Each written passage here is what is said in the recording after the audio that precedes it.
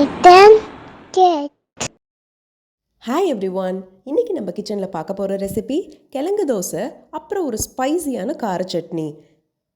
இந்த மரவள்ளி கிழங்குல பெருசாக சொல்லிக்கிற அளவுக்கு மினரல்ஸ், விட்டமின்ஸ் எதுவும் இல்லைனாலும் கார்ப்ஸ் நிறையா இருக்குது. அதாவது வெயிட் கெயின் பண்ணணும்னு ஒரு சிலர் இருப்பாங்க இல்லையா, அவங்களுக்கு இது ஒரு நல்ல ஆப்ஷன். நான் இது பண்ணுறதுக்கு 2 மரவள்ளி கிழங்கு எடுத்துக்கிட்டேன். இது கேரட் திருவோம் இல்லையா, அந்த மாதிரி திருவி எடுத்துக்கலாம். ஒரு 2 கரண்டி போல் நம்மளோட நார்மல் இட்லி தோசை பேட்டர் தனியாக ஒரு பவுலில் எடுத்துக்கிட்டேன். இது ரொம்பவே ஈஸியாக பண்ணிடலாங்க.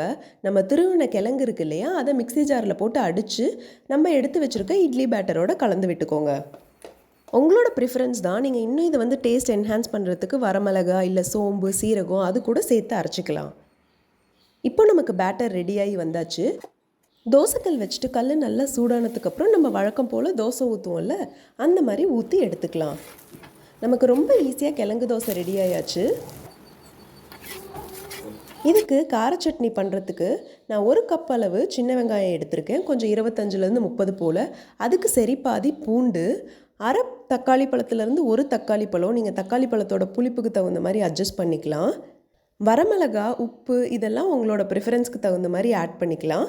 1 டீஸ்பூன் உளுந்து, 1 டீஸ்பூன் கடலைப்பருப்பு.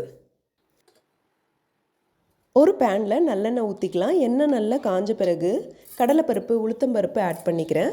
அப்புறம் நம்ம எடுத்து வச்சுருக்க வரமிளகா, பூண்டு, சின்ன வெங்காயம், தக்காளி எல்லாமே ஆட் பண்ணிக்கலாம். தக்காளி ஆட் பண்ணிட்டு நான் உப்பு கொஞ்சம் ஆட் பண்ணிக்கிறேன். இது சீக்கிரமாக சாஃப்ட் ஆகும், தக்காளியை சாஃப்டாக்கி கொடுக்கும். நமக்கு இது நல்லா வதங்கி வந்த பிறகு இதை ஒரு மிக்ஸி ஜாருக்கு மாற்றி சட்னி பண்ணி எடுத்துக்கலாம். ரொம்ப குயிக்காக கிழங்கு தோசையும் நம்மளோட ஸ்பைசியான கார சட்னியும் ரெடி ஆயாச்சு. ட்ரை பண்ணி பார்த்துட்டு எப்படி இருந்துச்சுன்னு மறக்காமல் கமெண்ட்டில் சொல்லுங்கள். இந்த வீடியோ உங்களுக்கு பிடிச்சிருந்ததுன்னா லைக் பண்ணுங்கள், உங்கள் ஃப்ரெண்ட்ஸ் எல்லாத்துக்கும் ஷேர் பண்ணுங்கள், மறக்காமல் சப்ஸ்கிரைப் பண்ணுங்கள். கூடவே இருக்க பெல் ஐக்கானை ப்ரெஸ் பண்ணிக்கோங்க. See you soon with the next recipe.